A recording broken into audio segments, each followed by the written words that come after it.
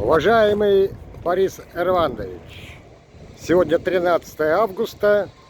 Неделю назад мы провожали в последний путь Светлану Сергеевну Нутрихину, которая 45 лет проработала в медколледже, медучилище она закончила, и было сказано достаточно много теплых, приятных слов в ее адрес. Я хочу тебе при жизни сказать то, что я бы сказал в подобной ситуации, которая была неделю назад. Чтоб ты услышал при жизни. Да, при жизни. Уважаемый, дорогой Борис Эрвандович, мы с тобой знакомы с 1987 года. Познакомились, когда-то ехав в автобусе из Морова.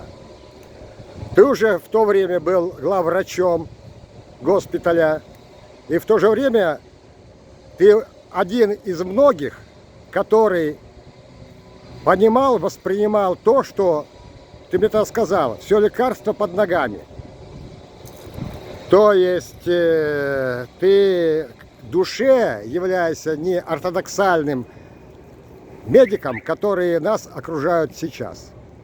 В то же время ты тогда уже интересовался информатизацией, увлекся фотографией, и ко всем вопросам, задачам ты подходил творчески. Ты не тварь, а творец. И на том свете дай Бог, дай род тебе всего самого наилучшего и встретиться там на небесах со своим родом. Вот и все.